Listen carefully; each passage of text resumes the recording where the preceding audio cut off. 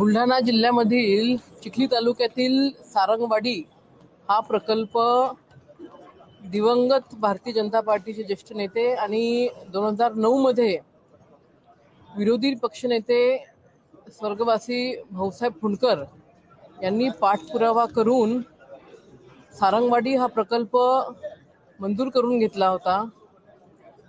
2009 मध्ये हा प्रकल्प जेव्हा मंजूर झाला होता त्यावेळेला या प्रकल्पाची पहिली प्रशासकीय मान्यता जी आहे ती 16 कोटीची होती आणि 2009 पासून तर 14 पर्यंत काँग्रेसच्या काळामध्ये हा प्रकल्प फक्त मंजूर झाला होता, प्रत्यक्ष काम हे सुरू झालं नव्हतं। महायुतीचं सरकार आल्यानंतर या प्रकल्पाला गती देण्याचं काम त्या ठिकाणी झालं, परंतु दुर्दैवाने त्यावेळेला जे महामंडळ आहे त्या महामंडळाचे तत्कालीन MD कुशिरे म्हणून आणि ज्या कंपनीला हे काम देण्यात आलं होतं, वॉटरफ्रंट नावाची कंपनी आहे, यांनी संगनमताने 2009 पासून तर 2024 पर्यंत त्या ठिकाणी चुकीच्या पद्धतीने कागदपत्र दाखवून चुकीच्या पद्धतीने टेंडर भरून हा 16 कोटी रुपयाचा प्रोजेक्ट हा 260 कोटी रुपयापर्यंत दिला।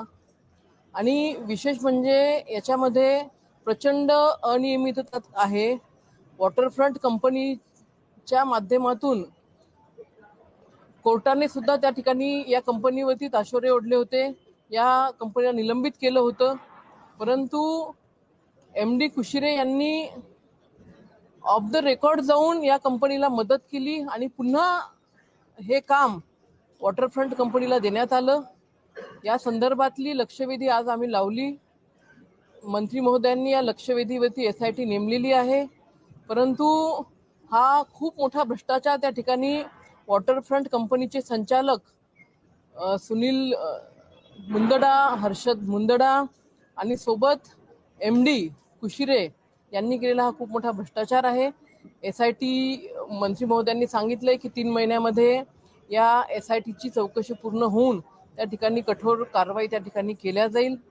मला या ठिकाणी सांगावंसं वाटतं, आज जरी फक्त वॉटरफ्रंट कंपनी आणि MD कुशिरे दिसत असले तरी याच्या सोबत अजून महाराष्ट्रातल्या 2-3 कंपन्या आहेत।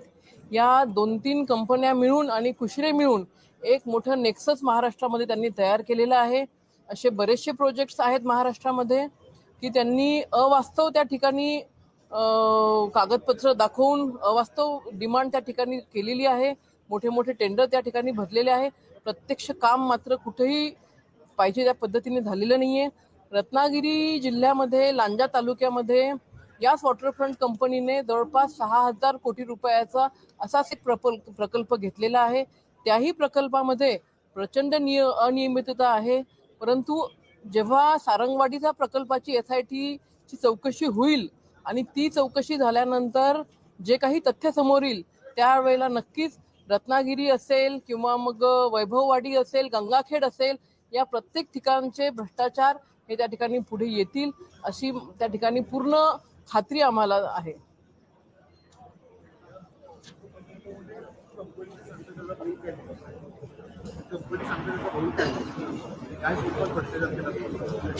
या कंपनीचे जे आता तुम्ही बघताय 2009 मध्ये जेव्हा हा प्रकल्प मंजूर झाला त्याचा खर्च तेव्हा म्हणजे त्याची पहिली प्रशासकीय मान्यता ही 16 कोटीची होती आणि आजच्या घडीला 260 कोटी रुपये त्या प्रकल्पाला लागत आहेत आणि एवढ्या मोठ्या प्रमाणामध्ये त्या ठिकाणी पैसे खर्च करून सुद्धा अजूनही हा प्रकल्प पूर्ण झालेला नाही आहे।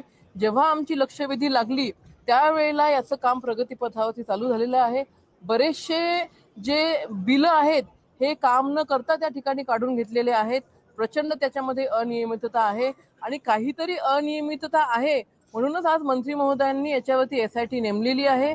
आम्हाला पूर्ण खात्री आहे की या SIT मध्ये ही कंपनी असेल, कंपनीचे सर्व संचालक असतील आणि महामंडळाचे तत्कालीन MD कुशिरे असतील किंवा जिल्ह्यातले संबंधित अधिकारी, त्या महामंडळावरचे विभागात सर्वचे अधिकारी, हे सगळेच यांनी संगनमताने त्या ठिकाणी भ्रष्टाचार केलेला आहे आणि हा महाराष्ट्रामध्ये फक्त एकच प्रकल्प नसून असे बरेचसे प्रकल्प आहेत आणि अजून बऱ्याचशा कंपन्या त्या ठिकाणी आहेत. जसं जसं चौकशीचे रिपोर्ट्स पुढे येतील तसे तसे येणाऱ्या काळामध्ये भविष्यामध्ये त्याच्यातलं तथ्य समोर येईल.